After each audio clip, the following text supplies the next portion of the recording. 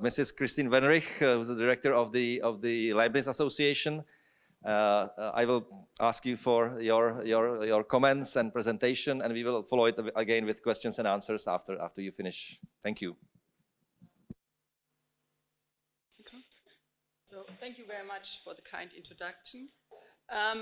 Before I present the knowledge and technology transfer within the Leibniz Association, yes, I would like to briefly introduce our organization for a better understanding.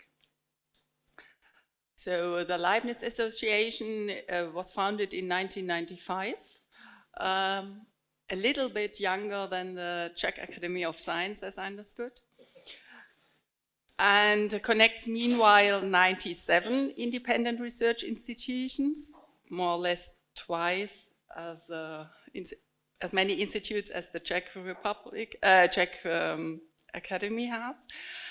And these independent research institutions range in focus from natural engineering and environmental sciences to economic, spatial and social sciences and the humanities.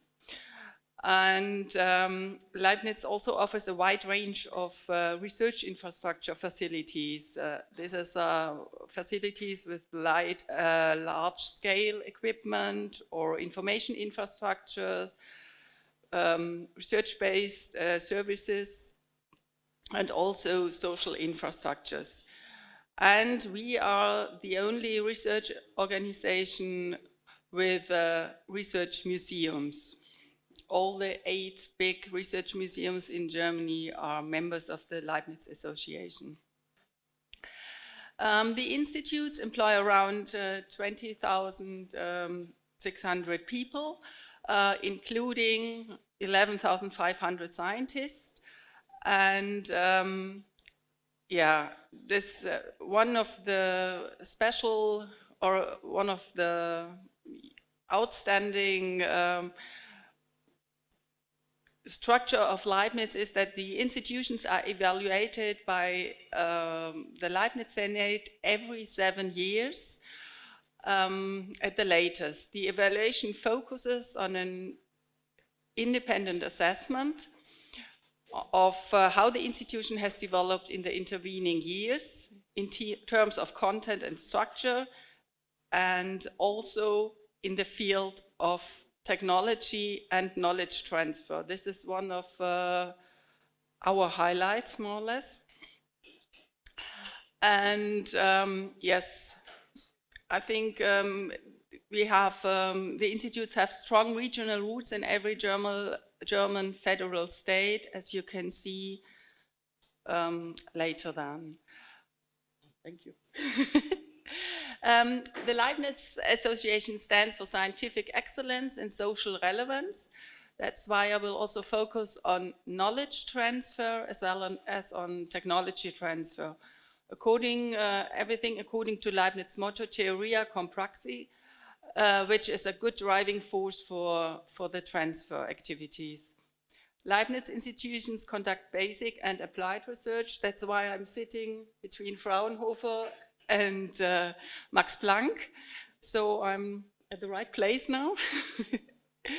And Leibniz stands for interdisciplinary collaborative research and a close cooperation with universities. This is also reinforced by the joint appointments of the university and institutes management, and in the form of the Leibniz Science Campi, as well with industry and other partners. So that's now, yeah, working. We have, here you can see the financial volume is around 2 billion euros, and as you can see, the institutional funding is around 1.3 billion euros.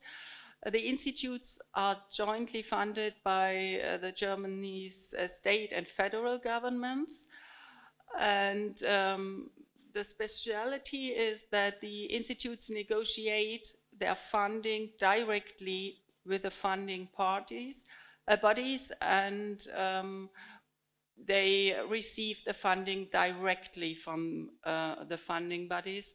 This means that they are not only legally and scientifically, but also financially independent. As I understood, it's more or less the same with your institutes.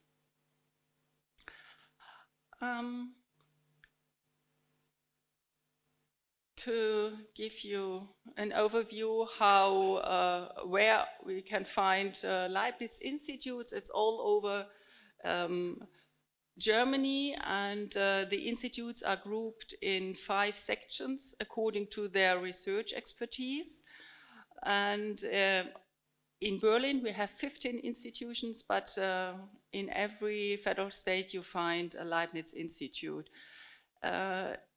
In the field of technology transfer, especially the sections C and D, so life science and mathematics, natural science and engineering are mostly active. The other sections are more active in the field of knowledge transfer. Yeah. So, to make it more understandable, the 5 points of the Leibniz strategy are the responsibility we take. So it means we do research in socially relevant questions, interdisciplinary work and formats, and we are responsible also, or we take responsible for career support. We are internationally active, so we have a lot of, or the institutes have a lot of collaborations, exchange, and partner organization in the international field. We have also permanent research stations abroad. Then we have the so-called Leibniz Science Campi and the Leibniz Research Alliance, which I will explain a little bit later. And we are, as you have seen, we are decentralized, so we don't have one campus. We spread all over Germany, and also because of this organizational structure, we sometimes we are compared to a flower, flower bunch more or less, but it's that we have institutes in every field and every place, so it's more it's a lot to coordinate, but it's there's also a lot of chances to find new and interesting collaborations. So one interesting point and an important accelerator for technology transfer is the cooperation between these institutes and alliances. The Leibniz Research Alliances sometimes consist of 14 or 18 institutions in different research areas. They act as internal networking platforms with the aim of pooling complementary expertise from different institutes to pave the way for extra successful research projects with wide appeal. They are central points of contact for policymakers, industry representatives, supporters, also the media, of course, and the general public. The Leibniz Research Alliances are open to collaboration with universities, non-university research and infrastructure facilities, as well as international research groups and industry partners. So this is the organizational structure to help or to foster and the transfer. So we have here, you can see a selection of Leibniz Research Alliances and the wide range of topics covered by these associations, especially in these days, energy transition and crisis in a globalized world. I think we are there on the very, very front. Just to give you some more insight in the collaboration with universities, this is, we have these joint professional appointments, which are the most obvious manifestation of this cooperation, along with the institutionalized collaboration such as the Leibniz Science Campus. Due to the independence of the Leibniz Institutes, their spread of themes and methods, their strong regional and almost German-wide presence, such close interactions are of great benefit for both sides. Joint appointments are standard practice. We have always appointed leading scientists in conjunction with a university, so we can have always the exchange and the know-how from both sides. However, it's not restricted to leadership level, but it's increasingly practice and department level as well. So both parties benefit. Immediate contact with students and postgraduates means non-university research has constant access to innovation, intellectual mobility, and new ideas. Junior researchers, on the other hand, are given perspectives beyond university. At professional level, joint appointments ensure a close connection between research and teaching. This means that students benefit from the most recent research results on the one hand and can also get actively involved in research on the other. Often these joint appointments are the first step on the road to intensive cooperation between non-university research institutions and universities. So at the moment we have about 430 professorships based on joint appointments. The Leibniz Science Campus, they promote cooperation on an equal footing between Leibniz institutions and universities in the form of regional partnerships.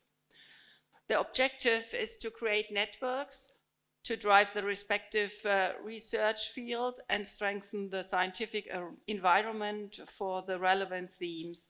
Leibniz Science Campus conducts strategic research, encourage interdisciplinarity in their topics, projects and methods, enhance the visibility of the location, and show the research profile.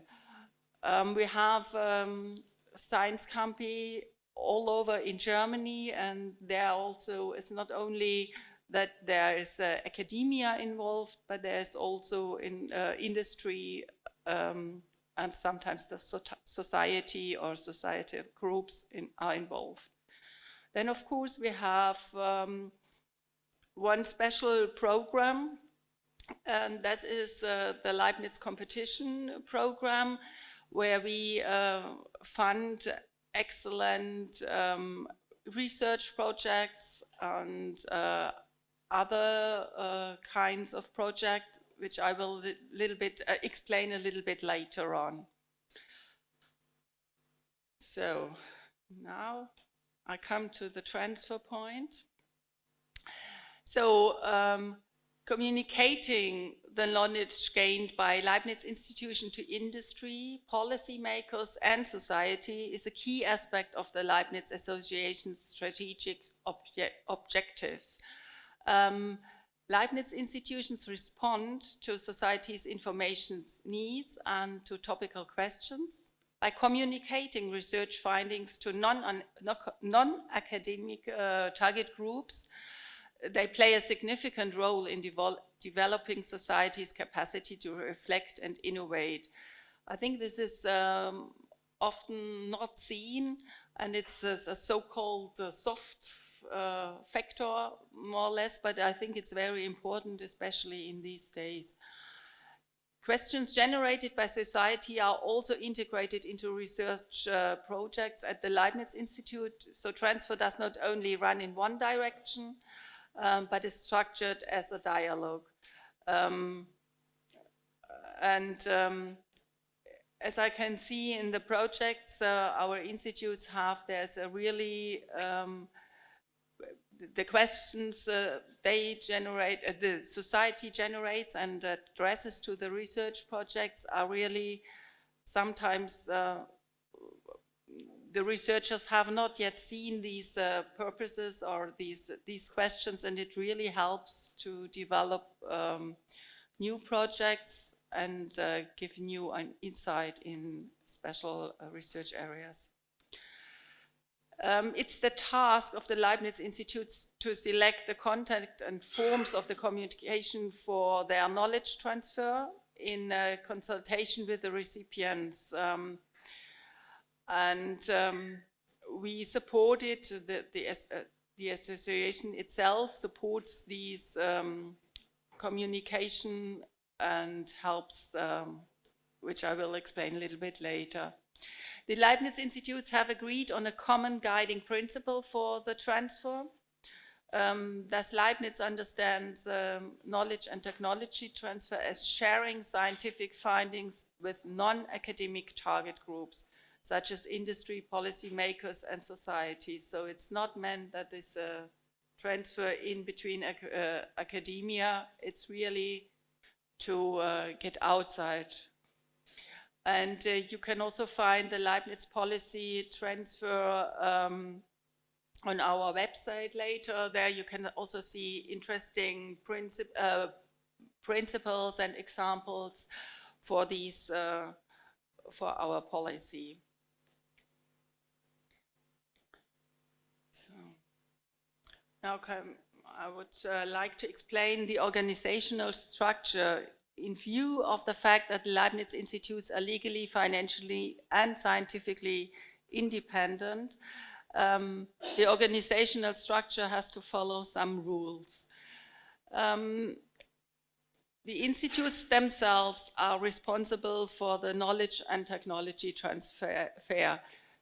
They decide which forms of transfer to use based on their mission and strategic orientation.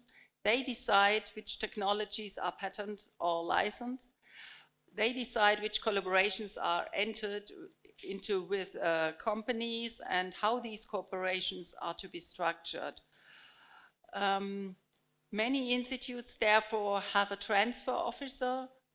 Normally the institutes have only one transfer officer, so it's one person responsible for the transfer at the institute, but the person does not work alone because he can have exchange and share the information in the working group of these transfer officers of all institutes, and but he still is more or less alone at the institute because the institutes are not so big that they can pay more or less one person only to doing the transfer. The strategy for IP is then mostly developed in cooperation with the management. In order to support the institutes in the transfer questions, the department Leibniz Transfer at the head office has initiated, for example, funding programs at the ministries to help the institutes to establish a structure of transfer at their institute. So in the last years, the institutes got about 15 million euros from the ministries, extra money to establish a structure of transfer. And this program also allowed the institutes to establish a cooperation with external providers, which help them in the exploitation of the IP and the licensing. But it's only a funding program, or it was a funding program to start the cooperation, and now the institutes have the chance to decide which, if they want to keep this cooperation with external providers, if it is helpful or it is not. Yeah, this is their decision what to do. The department Leibniz Transfer supports and advises the institutes in all aspects of transfer and acts as the mediator between the demands of politics and on public funded science, the interests of industry, the interested public, and last but not least, the needs of the institutes. I think all of my colleagues can understand that we sometimes feel as the punching ball in between all these partners. And we especially try to work in internal and external communication. That means the questions you arise before. The internal communication is a very important part to talk to institutes directors, to be as a partner and a sparring partner, more or less, to talk about all the problems and the challenges that arises with the transfer aspects.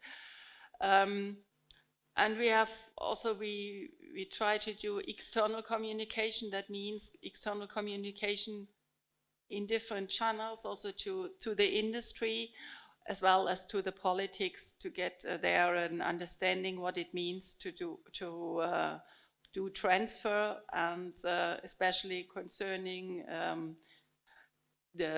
for example, the legal status, or with the budget. There we have a lot of discussions with, for example, the politics. So we had once the problem that one institute, for example, got revenues from patents about 4 to 5 million, and the ministry or the funding body said, okay, you have now earned such a lot of money, so we can reduce your institutional funding. And then you have no more motivation for the institute to do anything in transfer, because why? When somebody tries to reduce my institutional funding. And these are discussions we have in these discussions we really have to fight and convince and try to establish a understanding on both sides, what are the troubles and what can we do to solve the problem. In the end, the institute still had got the normal institutional funding and the money from the patent on top, and they said, okay, then you can produce more money, and it was very good then. But it took a while, and everybody was shocked in this discussion. Yeah, and of course we have this regular exchange and cooperation with all the players in this field, also in the other organizations sitting here, and funding agencies and all the relevant actors in the field of transfer. And yes, we always try, because the institutional funding is only covering more or less the research part, and no special money is foreseen for transfer. So we try to initiate funding programs also from the ministries to help the institutes. And we also help the institutes with applications for governmental funding, because there in Germany we have some funding programs, and therefore it's always a bureaucracy and a lot of writing, and researchers are researchers and are not always also good in writing applications for funding for example, spin-offs, and therefore they need some help. And as well, we try to develop transfer policies and guidelines for employee startups and politics and societies, so that the institutes have guidelines how to deal with these matters. Yeah, these are the most important points. Now, let's see. we have, of course, different communication forms and contact in knowledge transfer as well as in technology transfer. So, for example, we have the application labs, which are they are for businesses and universities and research institutes. They offer a broad portfolio of industry-orientated research services that provide quick and effective support for technical product and process development. And they are not always in a, you don't have to think of real labs. There's sometimes a kind of virtual labs that if somebody has a question, if somebody wants to test a product, if somebody wants to develop a technology, so they come into the institute and work together and establish, for example, a new technology and develop new applications. So it's a kind of help to turn innovative ideas into market-ready products and processes. And then I just want to explain a little bit more on the Leibniz transfer funding program, which promotes the transfer of knowledge and technology from all academic fields into society. And there we can, the institutes apply for some money with a project, and they can get up to 1 million euro for one project. And these, for example, to develop spin-offs or for political and civil consulting projects, and other possibilities include staff exchange programs, exhibitions, because we have these research museums, the establishment of new innovative research structures and new collaboration formats with non-university-based partners. So this is a program which gives some extra help to the institutes in the field of transfer. So now I have not the. This was the. Yes. Now I have not such a nice slide like the others, but. At the moment, we have about, the Leibniz Institute have about 1,900 corporations in research and development, and they have about 960 national and 1,500 international patents. As you can see, in 2021, we had 39 new national and 71 international patents, and 377 option contracts and licenses.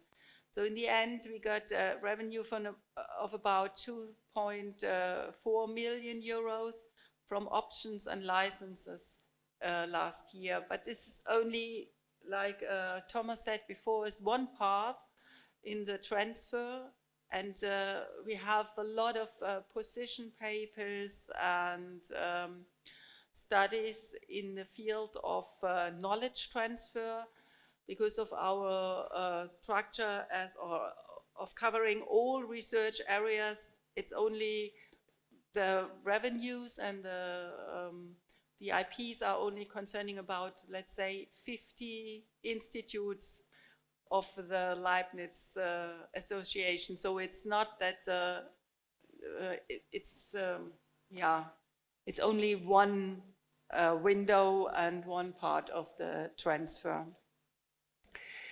But the Leibniz department offers a startup advisory service. Oh, thank you. to help the institutes with the spin-offs, and we support the researchers who want to set up a new company through every phase of the startup process. So it's always supportive, of course, free of charge and tailor-made. And this consultation and coaching is really important, because the institutes, they don't have the expertise, and we work there very constructive together with the institute and the founders. We always check in this phase whether the idea is commercially viable or needs modification, and we help the founder in this transition process from being a researcher to becoming an entrepreneur.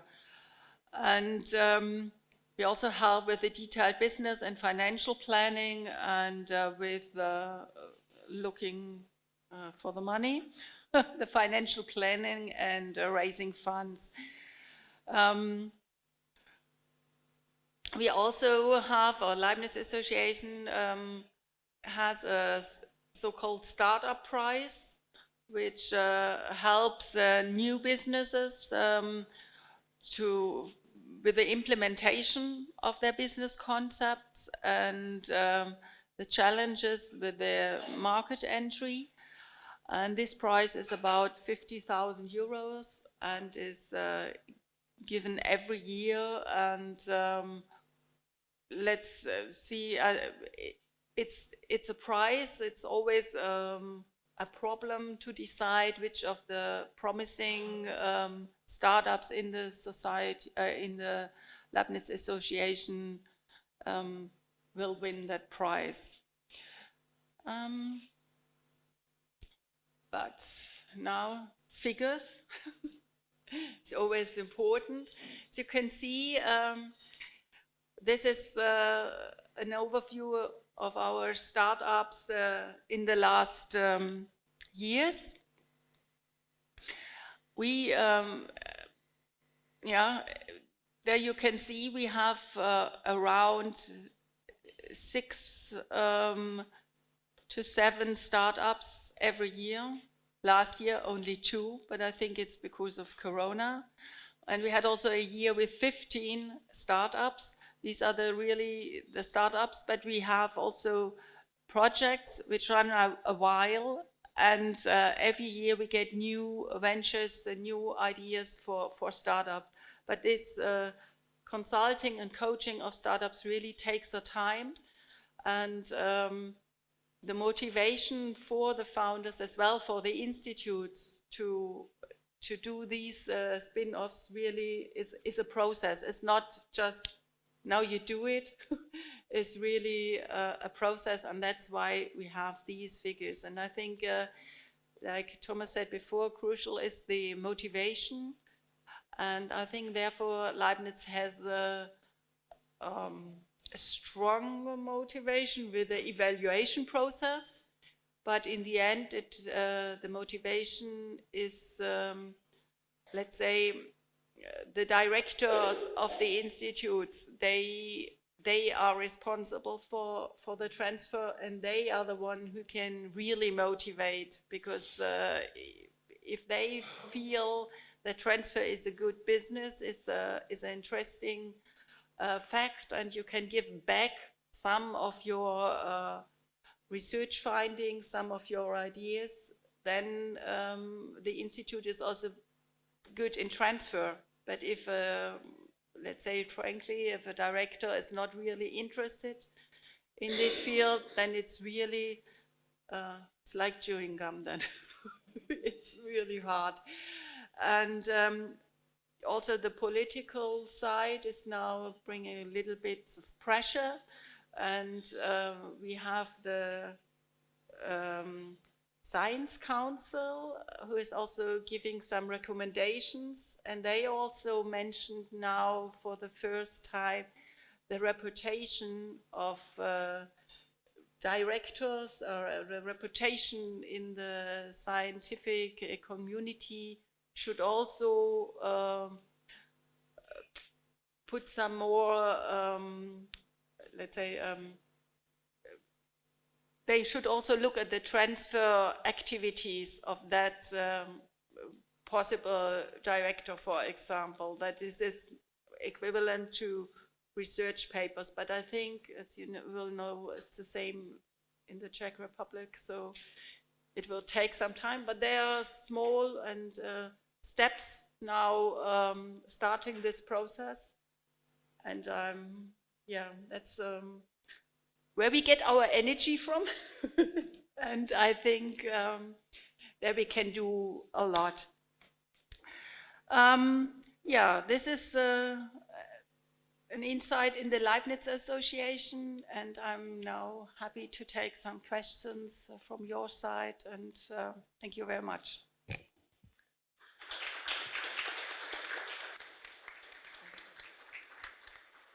Thank you very much, Christine. I think it was really interesting again to see maybe some variances and differences in the organization structure and legal status, but then similar topics. And I can confirm again, many of your comments, even the last one about the scientific council focus, is exactly the topics that we are dealing with here and discussing within the Academy of Sciences, but also within the Czech environment. Anybody has questions? I think we had, may I ask again my colleagues to start handing the microphones around, just to handling the microphones around. So my colleague wanted to ask a question in the previous part, but I'm not sure if you want to start with that, or are there any other questions? Please raise your hands.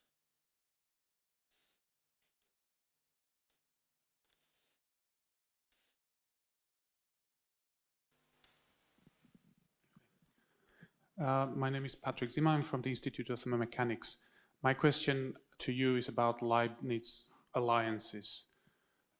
It's something that exists at the Leibniz level and is similar to our strategy AB21 initiative in the sense that it combines different institutes into projects that are interdisciplinary or interinstitutional.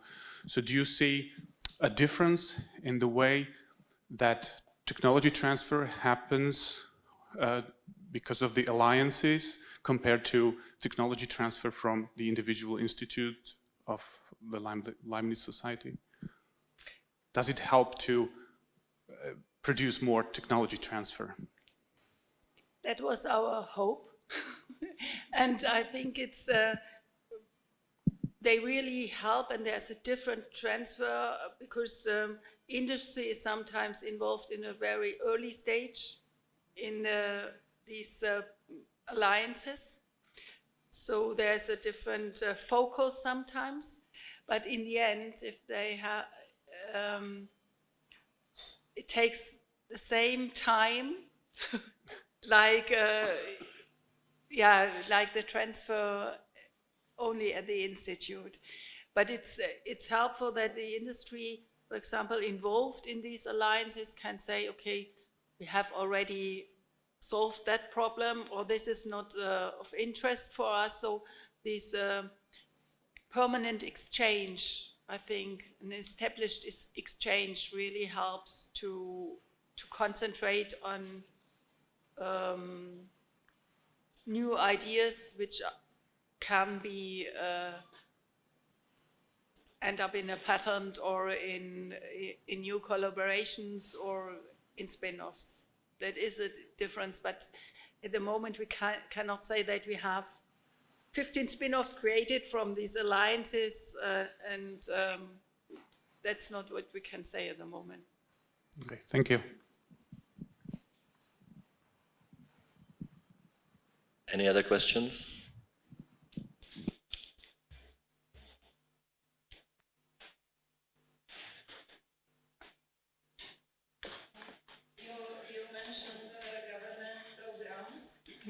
For the transfer, can you give some examples, or which kind of programs, whether it is just one or several? And Okay. Sorry.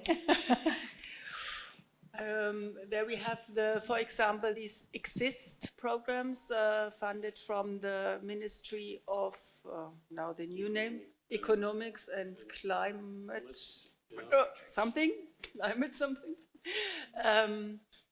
There you can get, I think, there are two different programs, and one is for if you want to develop your idea more or less, and they finance the persons in the spin-offs, or do I say it correctly? So that the people have the chance, the persons have the chance to concentrate on the spin-off, and they get the money. I think it's about 750,000 euros. And then you can also cover with that cost, you can cover trainings, market analysis, and things like these. But I can send you some more detail on these programs if you want. And there are other programs, for example, in life science, we had this Go Bio initiative where scientists could get financial support over 2 or 3 years to develop their idea into the direction of a startup company. For me, it's unclear whether this is ongoing, but it's another program now. It's called Go Bio Initial, and which is meant to support very early crazy ideas. So just in the concept phase and so on. And yeah, we have this VIP Plus program which is not only life sciences but all disciplines, where you can also get some substantial financial support to develop your technology, either that it can be later licensed to established industry or to a startup. And then there are also some state programs. Maybe I can add one aspect. There is a lot of movement in the political discussion at the moment, especially between the Ministry of Research and the Ministry of Economy, who more or less decided to join forces and to build structures which should enhance, or which are supposed to enhance the transfer within all the scientific system in Germany. One of these examples is a so-called Sprint, which roughly translates to German agency for disruptive innovations. So this is more or less the DARPA model from the US, which is now translated to the German system. And the idea is to put a lot of money into very few projects and to get them really big. It started like 2 years ago, if I'm correctly. And of course, we have to see if it works out. But this is something on the political side, which is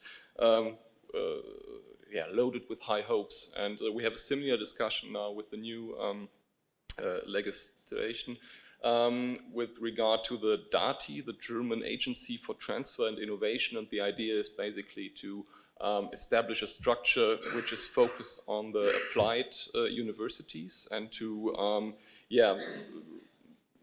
gain funding programs which especially focus on this aspect of the German transfer system, which has not been so intense so far. So this is more the political side of this recent discussion.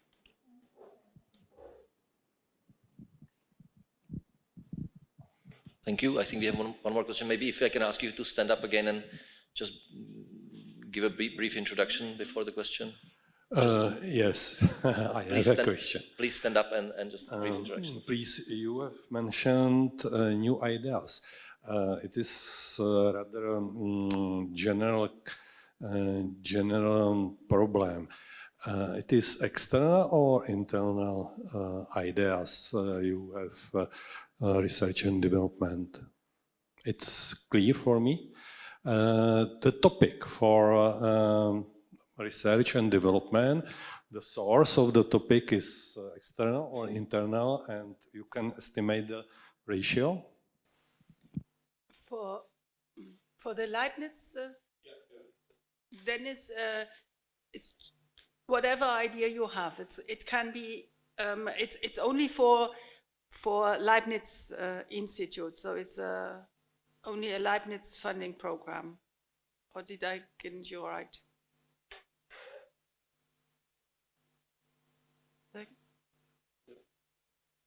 Okay. Is that enough? Is it okay for the answer? Okay, not important. Not important. Okay, thank you. Yeah, I'm curious what happens with the scientists involved in the spin-offs after the exit phase. Do they go back to science or to industry generally, or do you have some program to accept them back to the science? So, the same question. If they go into a spin-off, if they do the spin-off, they normally don't come back to research, but we have strong connections, or the institutes always have strong connections to their spin-offs. So sometimes there's a informal exchange, more or less, but people leaving the society to go to industry, they normally don't come back, but we try now. We thought it might be a good idea to have kind of an exchange program between industry and academia, because some have still connections to their old institute, and that maybe we can arrange kind of an exchange program between the industries and the research institutes. But normally, if somebody leaves research, does not come back. And the same is true for Max Planck. I mean, officially we have a program which allows people to come back after a couple of years to the institute. But that would mean that they had some kind of position at the institute. The directors who are involved in startups, they usually don't move into the startup. It's the postdocs and the PhD students and so on, and their contract more or less ended. So, and so far, I don't know, we had in 100 startups or whatever, we rarely had a case where somebody wanted to come back to the institute, even if he had the chance. Even if the company had failed, they rather go on to some other venture or something like this before they return to the institute. So it's not really, I mean, we have a program, but it's not at all used at all. I think this is, if somebody, sometimes it takes a long time before somebody does a spin-off or goes into a spin-off. But then, if there's a decision, then it's the decision not to return to research. Same is true for Helmholtz, by the way. Okay, there's one more question at the back.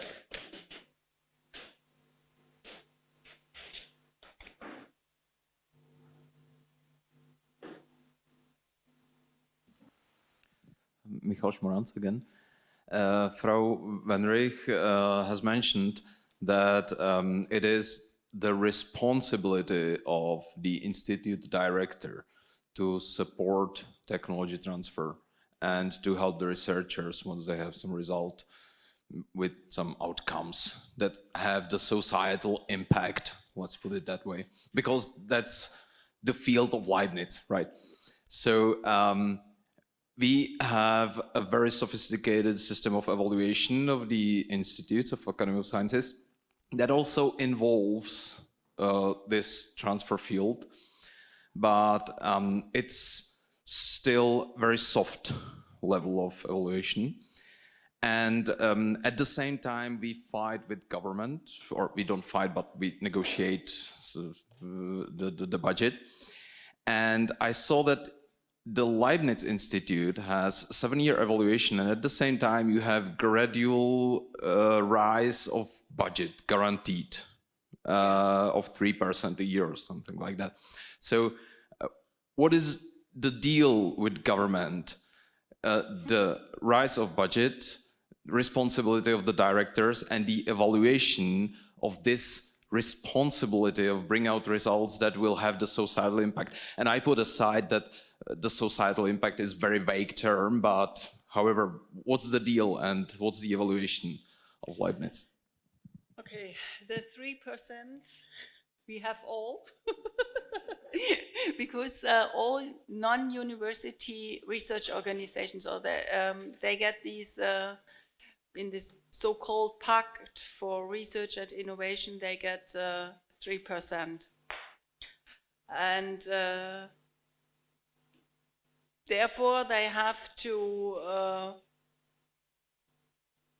get better in, I think, 5 fields. And one is the transfer, to strengthen the activities and transfer, and yeah, to support transfer, but there is no, at the moment, I think it's because we had a good economic situation before, and good, the researchers or the research organizations were good in lobbying, let's say it like this. There's no evaluation, or really hard evaluation of that 3%. If you, there's no criteria at the moment to say if you don't reach 50 patents, you don't get the money. There's nothing like that, but there's a development that the politics or the funding parties, who give that money, they ask for more details now. So we have now, there's a process now starting, but at the moment it's still soft, and the institutes of all the research organizations can still develop in these 5 fields.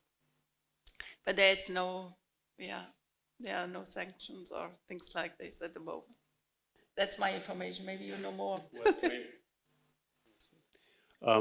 During the last round of negotiations, we actually had to also present some goals, which was called Selbstverpflichtung. I don't know what it is, self-obligation or whatever. And we had to give also in technology transfer a number of goals we want to achieve within the next 5 years. And for example, for us, Max Planck, it was that we want to raise a fund for startups. We should establish a startup support program, and also have a certain number of startups every year where we actually, which are more or less run by external management. We have a good technology, but no founders, so we would look for external management and things like this. And on most of the things we are on a good track, but I have no idea what happens if we don't reach these goals. But we have to report every year on it. So I think the review of these things is getting a little bit more tough than it was in the past. Was it the government who came with this idea, or was it you and the good lobbying, as Ms. Wennrich said, that you have good lobbies who came to government and said, okay, we will do more and more transfers, so please guarantee this Bianco check of 3% rise a year? You wouldn't happen to know. Who was the first? Well, it's the government who actually, the ministry which is financing our organizations, they wanted us to do much more in transfer. Okay. I don't can add many news to the Pact for Research and Innovation Fund. Is one part of it, and there are some goals what the organization want to do with this additional money. What I see is a political discussion on the report and on the KPIs which were reported there. We have an internal discussion running at the one side, which how is the definition of KPIs? Are there only figures? What's coming out by startups, by other technology transfer paths, or are there any KPIs on a quality basis? And it's not so easy because you have 4 organizations. They're all in those in disagreement or part of disagreement, and have a very different organization at the one side, and Fraunhofer, we are always moaning because we only get a small amount because we only have 25% basic funding and the others have nearly the whole budget out of the public money. So it's not so easy to say how you can report and what is invented was coming as a result out of the Pact for Research and Innovation. But what I see is that the government wants to see results here. Yeah, I think what Thomas just pointed out is very important. You have to differentiate between the Pact for Research and Innovation and the evaluation with regard to the separate research organization, so Fraunhofer, Helmholtz, Leibniz and so on. So all of us have their own evaluation principles and of course criteria with regard to scientific quality and also transfer, but the Pact for Research and Innovation is true for all 4 research organizations. And of course, there are certain goals and measures which we have to achieve, but most of these are more qualitative and part of it is quantitative. And then each research organization has to take care that these goals are met within their evaluation processes and so on. So it's very difficult, as Thomas pointed out, to have the same rules applying for all 4 research organizations, since in the end we are very different with regard to certain aspects of the organization. And this was a big achievement actually, that founding agencies and so on somehow accepted that the criteria cannot be the same for all 4 research organizations, but it depends on the mission. So if in the past we had only these numbers, and I mean nobody really would be surprised that Fraunhofer does more patents as an applied research organization than Max Planck, who does only basic research, but still the numbers were compared, and now it's, we achieved that it's more mission oriented for the research organizations. Maybe to add one point, what Christian mentioned, Sprintagentur, which was established in the DATI, the German Agency of Technology and Innovation, I think, focusing more or less on universities and not so in detail on the research organization. But as the government has established other initiatives, of course there's a discussion in Germany, what's the mission, or the one side we have a huge amount of universities and applied universities, and at the other side there are big research organizations, and we are working on bringing IP or elaborate on IP and bring the innovation into the market. And at the other side, there are governmental organizations established, and they have more or less the same mission as Fraunhofer or the university or the other research organizations have. And then it's a question of input and output. What are you investing and what's coming out, and what is invested in the other initiatives and what's coming out there. It's a very political driven discussion at present. And also a very controversial discussion. Because I think what one can really say is that we agree in the goals, for example, that we want to have more startups coming out of academia in Germany, but I don't think we are in consent on the way how we get there. So some answers or some changes the politicians want to do for us are a little bit too simple. We don't think that this will make in the end a big difference, but maybe we can talk a little bit more about this tomorrow when we have the internal discussion. Thank you very much for these honest and open comments, because we have a similar situation. I think I think in the room we also have some representatives of the ministries, also some of the centrally established scientific council or council focused on research, science research, development, innovations. and of course the top representatives of the academy, and we have the same topics: non-university research institutions versus university-based research, funding for that, and priorities. So really thank you for these open comments.